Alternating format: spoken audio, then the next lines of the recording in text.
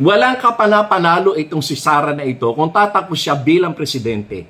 Bakit noong 2022 ay hindi siya tumakbong presidente sa kabila ng pamimilit sa kanya ng tatay niya at sa kabila nung kakasigaw, lumawit na yung dila ng Run Sara Run movement ni Vivian Velez at mga kasama nito. Pero hindi talaga siya tumakbong presidente. Alam niyo ba kung bakit?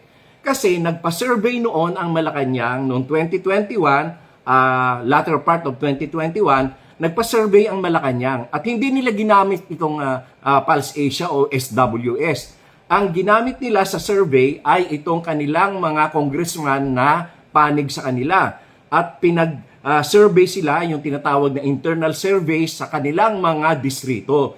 At doon ay nalaman ko ang naging resulta sapagkat maraming mga congressman dyan na mga kaibigan ko rin at pinarating nila sa akin ang magandang balita na doon sa kanilang internal survey na inutos ng Malacanang ay ang number 1 ay si BBM at ang number 2 ay si Leni.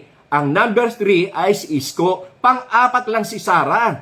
Kaya nga tigas na ang kakakatanggi niya na tumakbong presidente kasi wala talaga siyang pag-asa. At siya ay pinipilit lamang ng kanyang tatay at posible na dadayain nila sa Smartmatic. Pero hindi talaga nagtumakbo si Sara kahit na nagkaroon pa ng nationwide na Run Sara Run movement. Hindi pa rin talaga siya tumakbo. At siya ay tumakbo at nag-file ng candidacy as mayor of Davao City.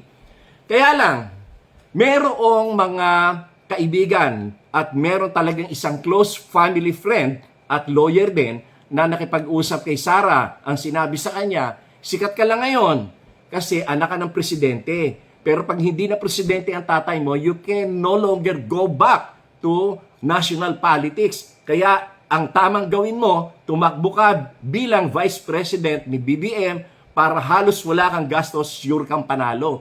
Kaya yun ang nangyari. Nagkaroon ng arrangement na ang naging tulay nito ay walang iba kundi sila Governor Gwen Garcia, si former President GMA at si former Speaker Martin Romualdez at yan ay nabuo yung pagkatakbo niya bilang Vice President. Pero kung si Sara lang, wala talaga siyang panalo.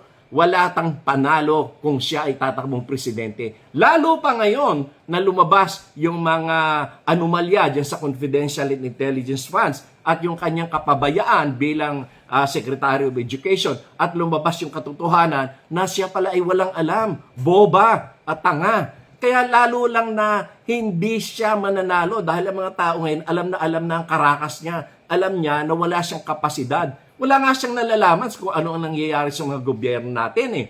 Kaya walang kapag-asa yan. Drama na lang ito, yung tinatawag niyang pagtatakbo ng 2028 para ang magiging depensa niya dyan sa impeachment case ay yung political persecution nito kasi tatakbo akong presidente. Gusto nilang hadlangan ang pagtatakbo ko bilang presidente.